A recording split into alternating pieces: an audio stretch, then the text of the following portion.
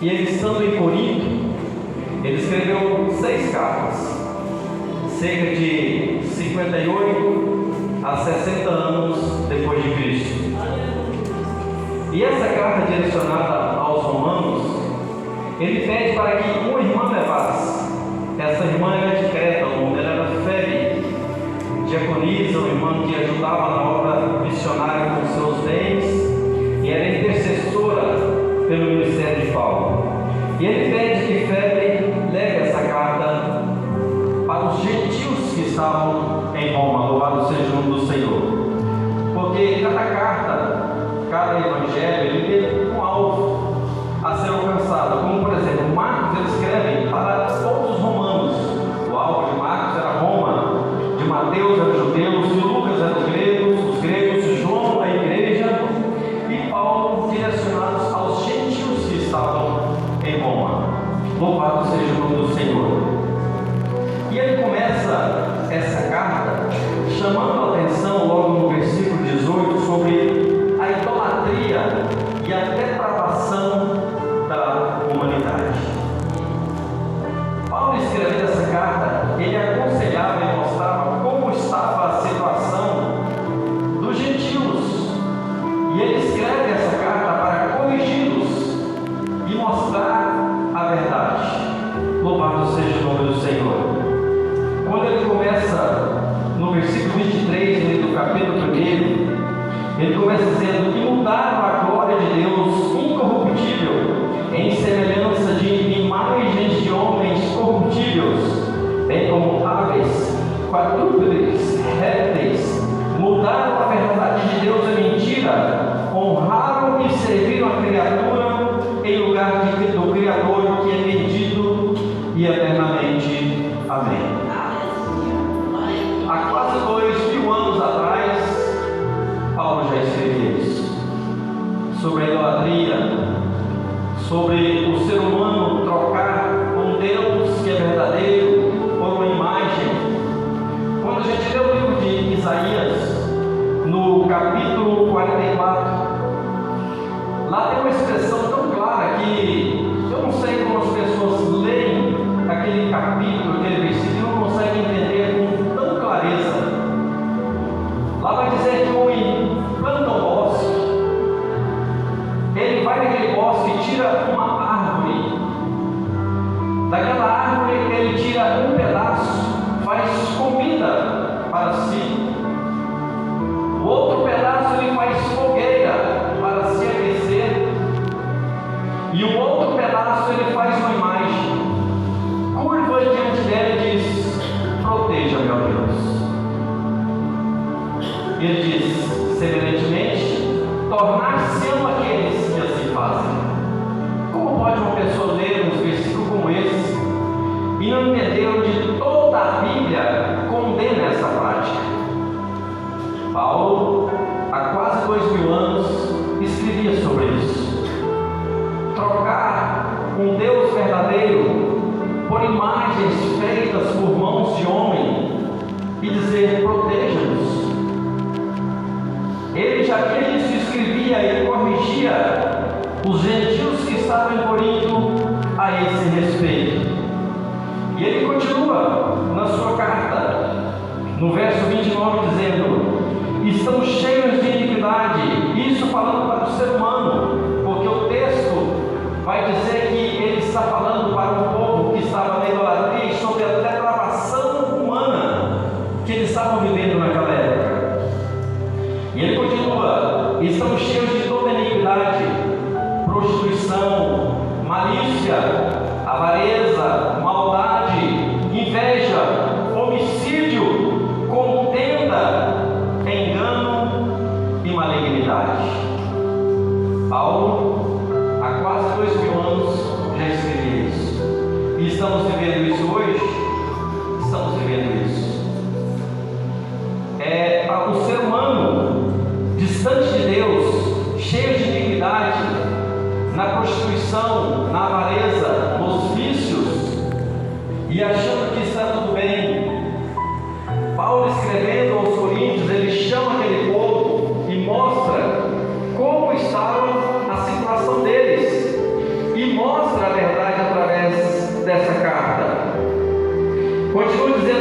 murmuradores, detratores. Quem são detratores? São aqueles que semeiam contenda, aborrecedores de Deus, injuriados, soberbos, presunçosos, inventores de males, desobedientes aos pais e às mães. Estamos vivendo isso hoje? Estamos vivendo. Filhos desobedientes, totalmente desobedientes aos pais. Filhos que não sabem o que é não. Na minha infância, eu achei que quem era da minha idade para trás, eu estou com 39 anos, então mais ou menos essa idade para trás, quem teve uma criação talvez igual a minha, pai e mãe falavam não, era só uma vez. A segunda vez a mão já comia na orelha e a gente já caía lá na frente mijando as pernas. Isso era ruim? Não, nos fez homens e mulheres. Hoje o filho é quem manda em casa. Assiste o que quer, come o que quer, veste o que quer e vai onde quer, e se não quer ir, não vão. Eu me lembro que quando criança a gente brincava, não tinha essas, nem televisão a gente brincava na rua, aquele mundo de menino brincando depois da janta, e passava o pai ou a mãe aparecer na janela e dizer: fulano, vem para dentro. Era só uma vez. Era só uma vez. Não tinha nem que terminar aquele jogo, que a partida, aquele brinquedo vinha com o pescoço grosso de poeira do jeito que estava, deitado, comia, pé sujo, nem banho tomava. O banho já tinha tomado antes da janta, mas vinha fininho. Éramos obedientes aos nossos pais. Que geração vai ser essa que está chegando, que não obedece os professores da escola, nem mesmo os pais em casa? São essas pessoas que vão estar nos liderando daqui a alguns anos. São essas pessoas que vão estar na presidência, são essas pessoas que vão estar no altar nos ensinando, se é que vamos ter vida até lá. Pessoas que não obedecem aos seus pais. Hoje o menino dorme a hora que quer, o pai e a mãe trabalham o dia todo, a criança dorme, quando é noite o pai e a mãe tem que esperar o menino dormir. Na minha época, podia estar fazendo o que for, só dizia assim: vamos dormir. Apagava as luzes, tudo, e se houvesse bagunça no quarto, ataca a comida. Estou vendo gente rindo porque é da minha geração e viveu isso. Isso nos trouxe algum transtorno? Não, nos fez homens e mulheres que estamos vivendo hoje. Essa geração desobediente aos pais, o que vai ser deles? Na escola não obedece aos seus professores. Há 2000 anos, quase 2000 anos, Paulo falava sobre isso.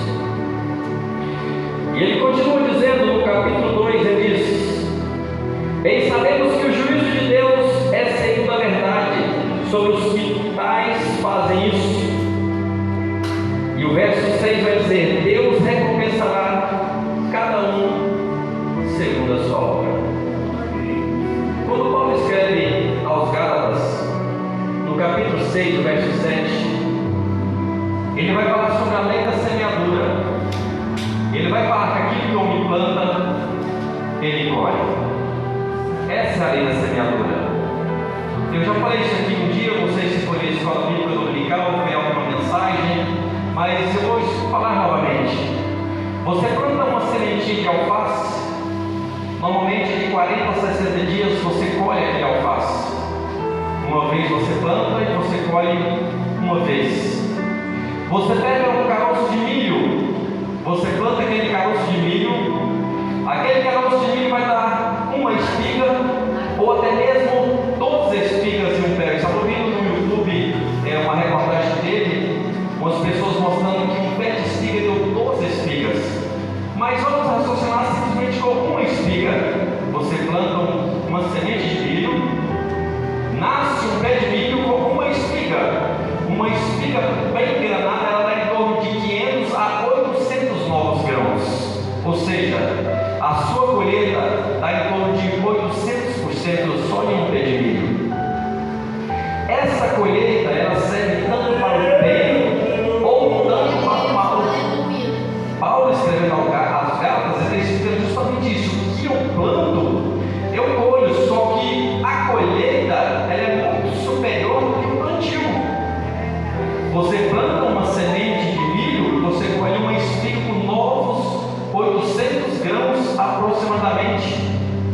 Então a colheita ela é muito mais farturenta.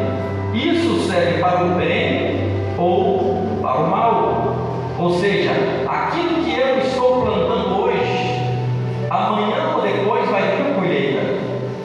Umas colheitas ela vem rápida, como alface, 40, 60 dias você está colhendo.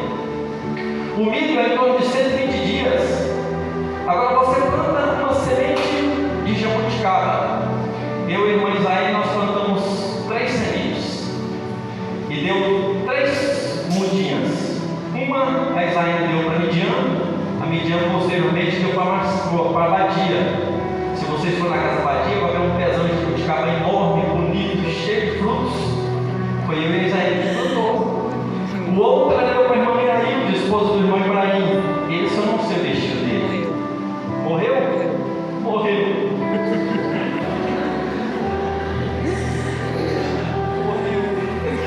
E o outro ficou lá em casa. E nós cuidávamos daquele pé de jabuticaba. 15 anos depois, nasceu uma jabuticaba. Uma. E eu, mas esse aí cuidava daquela jabuticaba como se fosse um filho.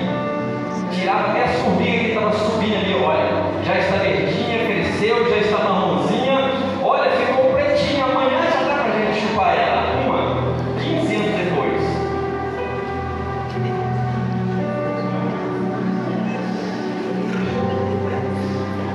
Nós podíamos ter chupado nesse dia. Amanhã nós chupamos. Chegou uma visita lá em casa, meus irmãos. Não, vocês não estão entendendo.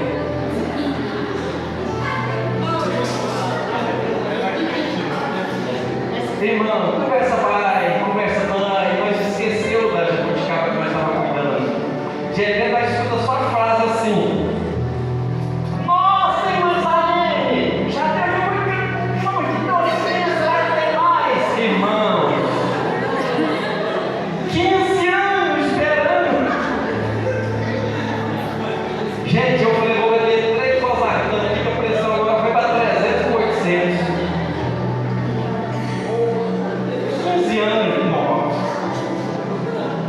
A minha família está rindo porque sabe do acontecido. Gente, foi 15 anos. Mas aí no ano seguinte, ela veio muita, né? Graças a Deus nós podemos experimentar mais o primeiro fruto. Amém, irmão. Ficamos só na vontade e diz: nossa, mas ela é tão docinha. O que eu quero dizer com isso, irmãos? Tem coisa que você planta hoje e você colhe rápido, como eu falei sobre o alface. Mas tem coisa que você planta, como o jabuticaba, você vai demorar de 10 a 15 anos para ver os frutos. Quando Paulo fala sobre a lei da semeadura, ele fala justamente sobre isso. Tem coisa que você faz tanto de bem ou como de mal, você vai ter a colheita. Tem coisa que você vai colher uma vez só, mas tem coisa que talvez você vai colher o resto da vida, como a jabuticaba vai dar toda a vida. Então tem coisa que eu fiz de bem, que eu vou ter a colheita pelo resto da minha vida.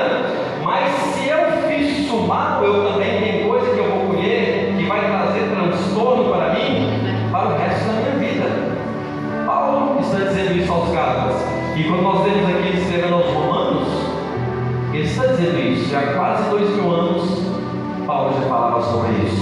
Louvado seja o nome do Senhor.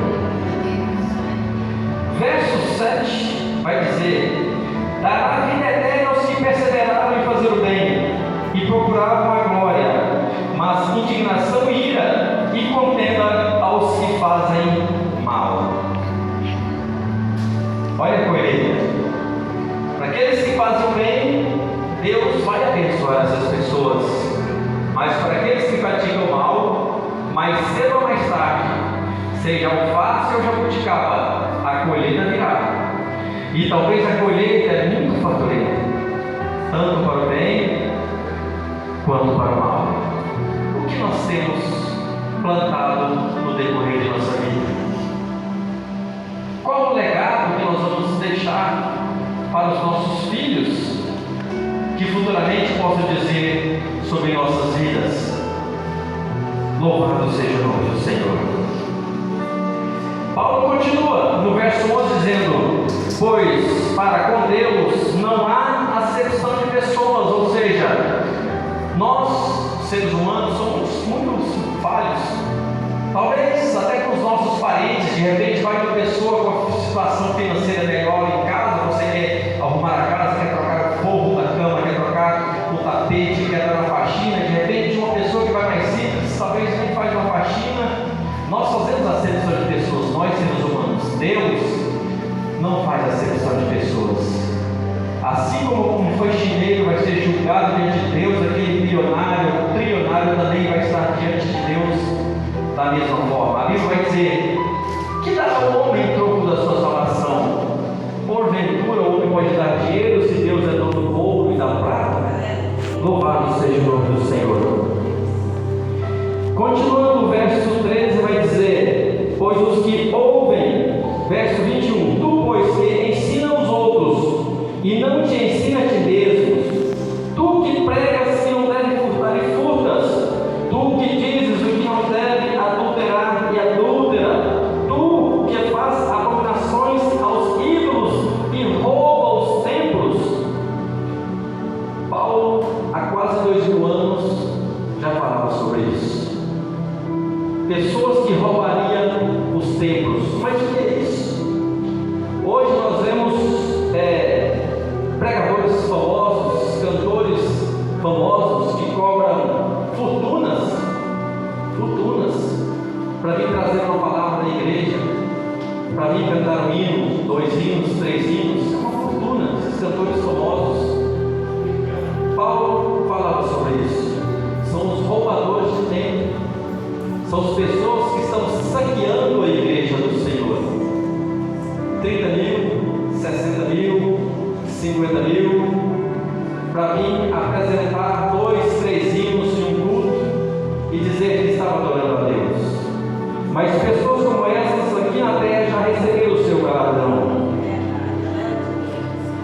Paulo continua dizendo sobre o ser humano que nós não somos perfeitos. Ele vai dizer no verso 10 do capítulo 10, como está escrito: não há um justo sequer, não há um homem que faça o bem, todos extraviaram da verdade, não há um justo sequer. Quando vem o versículo 23 vai dizer: todos pecaram e destruídos estão da glória de Deus. Isso é para mim e para você nessa noite. Todos nós estávamos distantes de Deus, e o que nos uniu a Deus? A morte de Jesus Cristo na cruz do Calvário. Todos nós distantes de Deus. Deus está dizendo que não havia ninguém que buscasse a Deus, nenhum sequer. Todos extraviaram, distanciaram da verdade. A Bíblia vai dizer que o coração do homem é mau, e dele procede todos os maus desígnios. O coração do homem é mau. A tendência do ser humano, crente ou não, seja ele quem for, o coração do ser humano é mau. Mas o Senhor Jesus, quando Ele acreditou em nós o Espírito Santo de Deus, aleluia, Ele nos faz refletir naquilo que vem em primeira mão, porque o primeiro sentimento que vem em nossa mente quando somos ofendidos é o sentimento de vingança, seja ele quem for. Mas o Espírito Santo molda nossas vidas e nos ensina a perdoar, nos ensina a abençoar aqueles que nos amaldiçoam, nos ensina isso. Paulo, há quase 2000 anos, já falava sobre isso. Louvado seja Deus. Quando a gente chega no capítulo 4, verso 7 e 8, vai dizer: bem-aventurado aqueles cujas maldades são perdoados e cujos pecados são cobertos. Bem-aventurado que o Senhor não imputa o pecado. Aqui Paulo já nos estamos chamando de bem-aventurado, porque o Senhor nos perdoou. O Senhor nos aceitou como nós éramos, ignorantes, ingratos, extraviados da verdade, longe de Deus, falando mal da igreja, mas o Senhor, com o seu infinito amor, nos mostrou um novo e vivo caminho. Louvado seja o nome do Senhor. Quando chega o verso 25, ele vai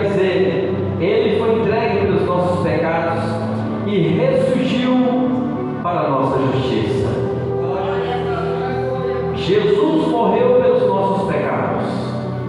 Não é só para um grupo de pessoas, não é só para os crentes, não é só para aquele ou aquele outro. Jesus morreu por toda a humanidade.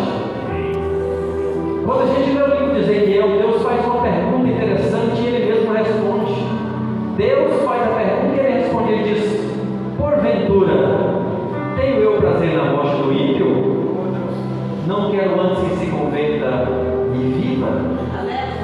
Deus não tem prazer na morte do ímpio, das pessoas que morrem distante de Deus. Talvez nós que temos um coração ruim, nós vemos uma reportagem na televisão, de repente o bandido foi assaltar alguém e era um policial, o policial matou o bandido, a gente está assistindo, bem feito, toma. Deus não olha dessa forma. Deus entristece saber que um ser, a sua imagem e semelhança, foi para uma eternidade sem conhecer Deus. E você está aqui nessa noite. Ele te deu a oportunidade, o privilégio de conhecer Jesus, de conhecer esse caminho que leva ao céu. Quando a gente lê o livro de Mateus lá, Jesus falando e mostrando, ele coloca dois caminhos e deixa o ser humano decidir. Ele coloca o caminho e vai dizer: olha, esse caminho é estreito, esse caminho é muito estreito, são poucos os que entram por ele, porém o final dele é vida, é salvação. Ele mostra esse caminho e mostra um outro caminho e diz: olha, esse outro caminho é espaçoso e largo, são muitos os que entram por ele, porém o final dele é o que? Perdição e morte. E ele deixa que eu e você escolhemos o caminho que devemos seguir. Se é o caminho estreito, é difícil? É difícil. Muitas coisas não passam por ele. Mas o caminho largo, espaçoso, se as pessoas estão caminhando de passo largo, achando que não tem problema,